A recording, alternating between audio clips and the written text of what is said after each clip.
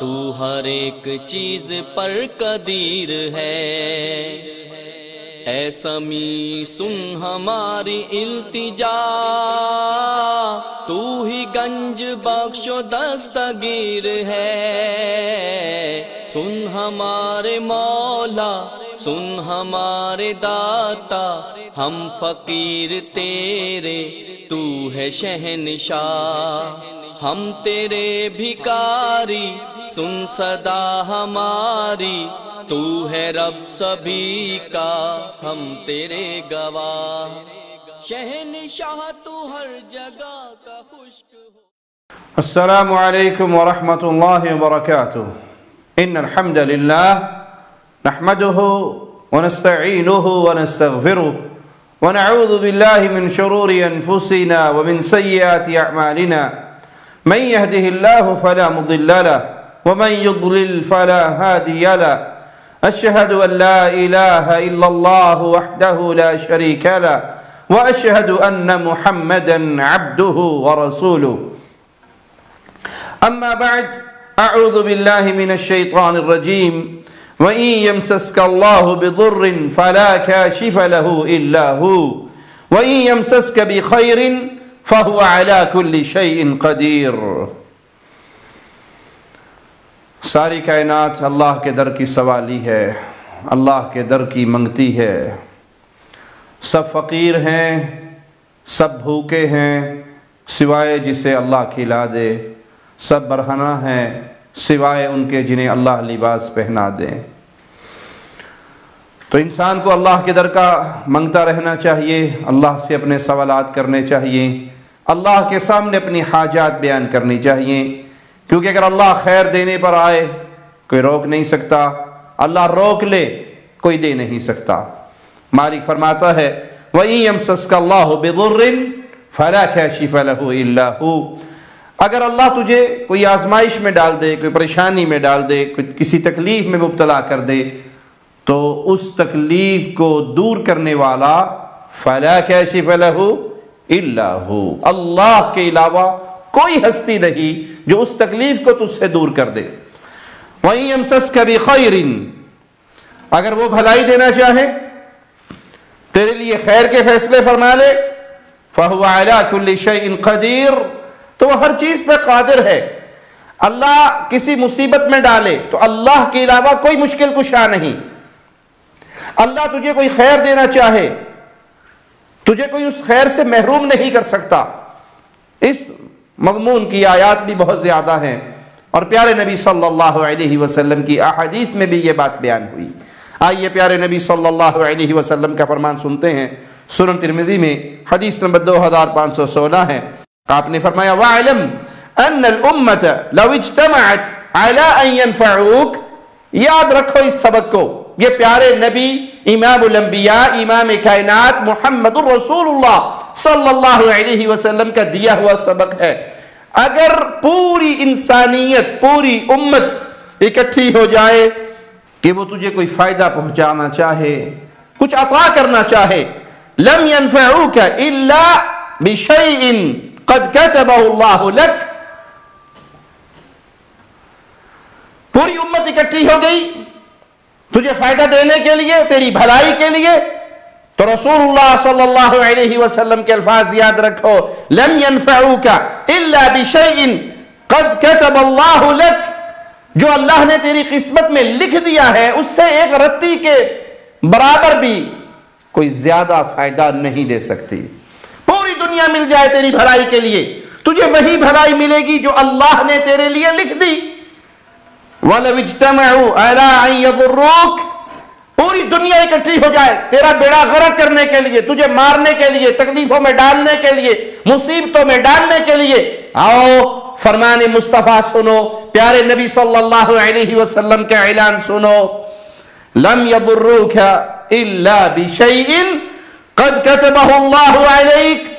اللہ نے تیری قسمت میں جتنا نقصان لکھا ہے اس سے ایک رائی کے دانے کے برابر بڑھ کر تیرا نقصان نہیں کر سکتے۔ تقدیریں لکھی گئی، کلمیں خشک ہو گئی، اللہ نے فائدہ لکھا ہے تو فائدہ ملے گا، اللہ نے نقصان لکھا ہے تو نقصان ملے گا. یہ توحید ہے، یہ انسان کی حیثیت ہے، یہ پوری انسانیت کی حیثیت ہے خالق و مالک کے سامنے کہ اس کے نصیب میں جو اللہ نے خیر و شر کے فیصلے فرما دیے اس کو وہی مل سکتا ہے. پوری کائنات مل کے نہ خیر کے فیصلے کو بدل سکتی ہے اور نہ ہی شر کے معاملے کو روک سکتی ہے. لیکن برا ہو ان لوگوں کا جن کا رشتہ اللہ سے ٹوٹا ہوا ہے، جنہوں نے رب کو چھوڑ دیا ہے، جنہوں نے رب کو بھلا دیا ہے. مجبور ہوں یہ جملے کہنے پر، ان کی ان کیفیتوں کو دیکھ کر، ان کے ان جملوں کو سن کر کہ آج کلمہ پڑھ کر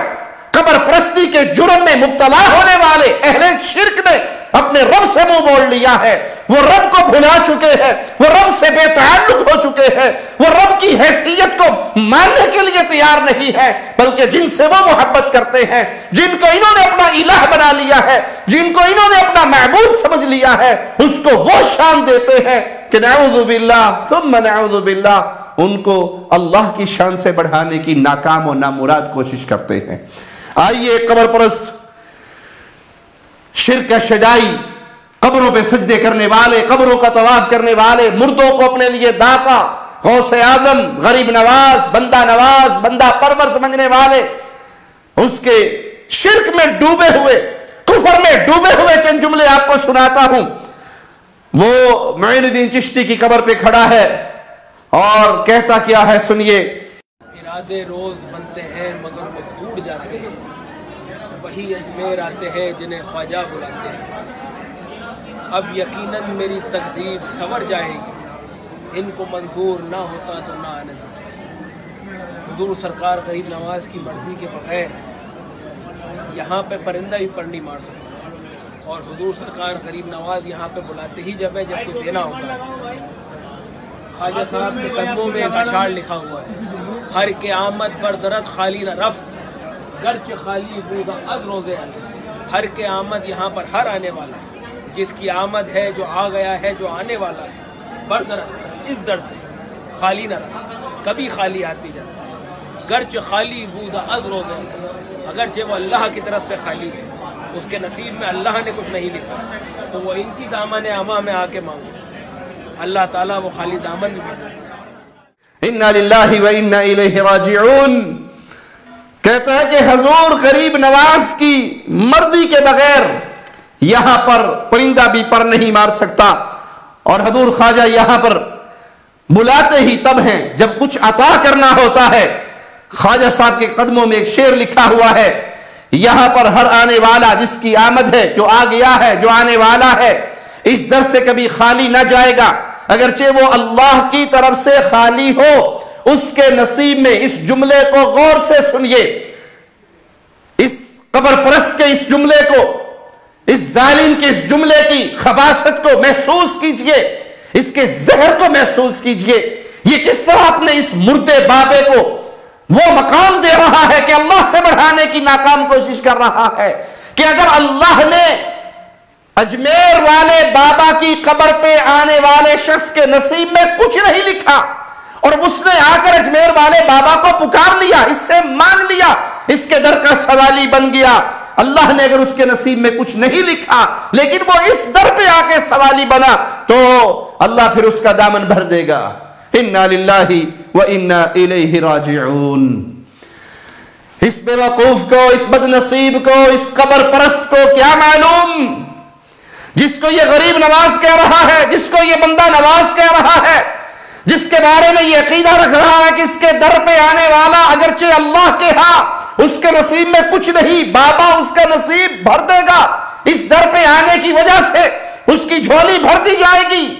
یہ منگتا ہے، یہ جو قبر میں دفن ہو گیا یہ منگتا، یہ اللہ کے در کا سوالی، یہ اللہ کے در کا بھوکا، یہ اللہ کی ادنا سی مخلوق، یہ انسان جب یہ مرا تھا، یہ چشتی جب مرا تھا، اس کے کپڑے پھاڑ کے اتارے گئے تھے، خود نہیں اتار سکا تھا، اس کا پیٹ دبا کے طہارت کروائی گئی تھی، یہ خود استنجا کر کے نہیں آیا تھا، اس کو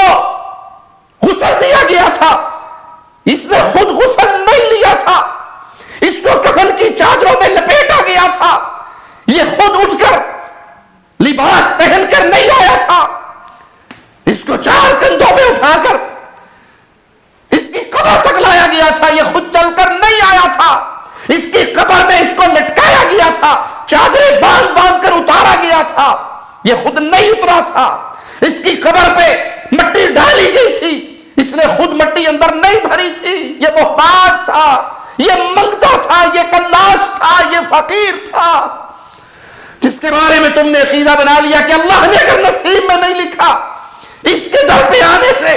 وہ تقدیر بدل جائے گی اور بابا جھوڑیے بھر دے گا، اور بابا بلاتا ہی اس کو ہے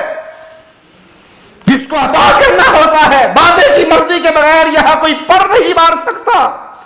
انا للہ و انا الیہ راجعون۔ آؤ قرآن حکیم کے الفاظ پہ غور کرو، والذین یدعون من دون اللہ لا یخلقون شیئا وهم یخلقون۔ جن کو تم اللہ کے علاوہ پکارتے ہو، انہوں نے کسی چیز کو پیدا نہیں کیا، کائنات میں ایک مچھر کے پر کو بھی اس چشتی بابے نے نہیں بنایا، اس پیر نے نہیں بنایا، ایک مکھی کو پیدا نہیں کیا، یہ کسی چیز کے خالق نہیں، وَهُمْ يُخْلَقُونَ، یہ مخلوق ہے اللہ کی، ان کو آنکھیں اللہ نے دی، زبان اللہ نے دی، جسم اللہ نے دیا، عزت اللہ نے دی، رزق اللہ نے دیا، پیٹ پالنے کے لیے جو کچھ زمین سے انگوریاں نکلی، اس کا پیٹ بھرتا رہا، یہ اس انگوری کو نکالنے پر بھی قادر نہیں تھا، اس کا خالق بھی اللہ تھا۔ تم نے زندہ اللہ کو چھوڑ کر کتنے الہ بنا لیے،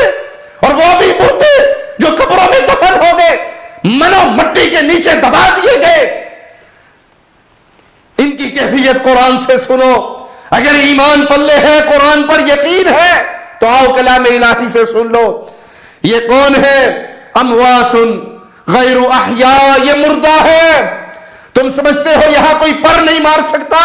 یہ اپنے ہاتھ استعمال کر کے طہارت نہیں کر سکا تھا، پر مارنا تو دور کی بات ہے، اس کی شرمگاہ کو ایک لوگوں نے دھویا تھا، اس مردے کی شرمگاہ کو، یہ اپنی شرمگاہ کو نہیں دھو سکا تھا۔ اموات، مردے، غیر احیاء، زندہ نہیں، بار بار تاکید ہے قرآن کی طرف سے، یہ مردے ہیں، یہ زندہ نہیں ہے۔ وما یشعرون ایان یبعثون، یہ کس طرح کے مردے ہیں؟ انہیں تو یہ بھی شعور نہیں ہے اٹھایا کب جائے گا۔ قرآن و حدیث کے دلائل کی روشنی میں ہر مسلمان کا عقیدہ ہے کہ مرنے کے بعد پھر اٹھایا جانا ہے، قیامت کا دن برپا ہونا ہے، حشر کا میدان سجنا ہے، انسانوں کو دوبارہ اٹھایا جانا ہے۔ اور قرآن حکیم درس دے رہا ہے جو قبروں میں دفن ہو گئے، ان کو کوئی شعور نہیں ہے، انہیں کوئی خبر نہیں ہے، انہیں کچھ پتہ نہیں ہے کہ ان کو کب اٹھایا جائے گا۔ یہ ڈیڈ باڈی ہے، یہ مردے ہیں، دنیاوی زندگی ان کی ختم ہو گئی، انہیں کوئی شعور نہیں۔ یہ قبروں پہ طواف کرنے والے، یہ قبروں پہ سجدے کرنے والے، کتنا گھٹیا جملہ تم نے کہا کہ یہاں پیر کی قبر پہ اپنی مرضی سے کوئی پر نہیں مارتا۔ کل تک تم یہ کہا کرتے تھے کہ مزاروں پہ جو زنا ہوتا ہے، جو لواطت کا بازار گرم ہے، جو منشیات کا بازار گرم ہے، عورتیں اغوا ہوتی ہے، بچے اغوا ہوتے ہیں،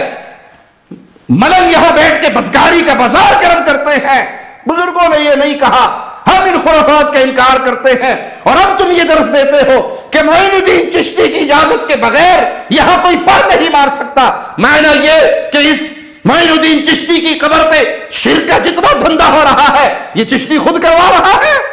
اس کی مرضی سے سجدے ہو رہے ہیں، اس کی مرضی سے طواف ہو رہا ہے، اس کی مرضی سے شرک ہو رہا ہے، اس کی مرضی سے یہاں پہ بھنگ کے پیالے چلتے ہیں، یہاں عورتیں اغوا ہوتی ہیں، یہاں بچوں سے بدکاری ہوتی ہے، یہاں زنا کا بازار گرم ہے، یہاں پہ عورتیں ناچتی ہے، ڈانس ہوتا ہے، زلزلے ناچتے ہیں، شرک بھی ہے، بے حیائی بھی ہے، بے غیرتی بھی ہے۔ اگر یہاں بابے کی مرضی کے بغیر کوئی پر نہیں مار سکتا تو اس قبر پہ ہونے والے ان سارے جرائم کا پھر یہ بتا دیجئے کہ ذمہ دار کون ہے؟ اللہ کے بندو، اللہ سے ڈر جاؤ، رب کی وحدانیت پہ ایمان لے آؤ۔ یہ قبروں میں دفن ہونے والے مردہ ہیں، انہیں کوئی پتہ نہیں قبر کے اوپر کیا ہو رہا ہے، ان کی زندگی ختم ہو گئی، آخرت کی زندگی، برزخ کی زندگی شروع ہو گئی۔ توحید کو تسلیم کر لو، دینے والا اللہ ہے، عطا کرنے والا اللہ ہے، جھولیاں بھرنے والا اللہ ہے۔ اللہ کی مرضی کے بغیر دنیا میں کچھ نہیں ہو سکتا، اس کا اذن ہے، اس کی مرضی ہے، اس کی مشیت ہے تو اس دنیا میں کچھ ہوتا ہے۔ اس کی مرضی کے بغیر کسی درخت کا ایک پتا نہیں زمین پہ گرتا، ایک پتا نہیں نیا پیدا ہوتا۔ اللہ سے دعا ہے اللہ ہمیں توحید کا صحیح عقیدہ نصیب فرمائے، اسی عقیدے کو بیان کرنے کی توفیق دے، اس عقیدے کے اوپر پہرا دینے کی توفیق دے، چوکیداری کرنے کی توفیق دے، اور عقیدہ توحید کی دعوت دیتے ہوئے شہادت کی موت دے کے اللہ ہمیں اپنی جنتوں کے اندر داخل فرما دے۔ اقول قولی ھذا واستغفر اللہ لی ولکم ولسائر المسلمین۔ سن ہمارے مولا، سن ہمارے داتا، ہم فقیر تیرے، تو ہے شہنشاہ، نہ کسی کے ہاتھ میں جزا سزا، تیرے ہاتھ قدرتوں کی ڈور ہے، دخل دے سکے تیرے نظام میں، کب کسی کے پاس اتنا زور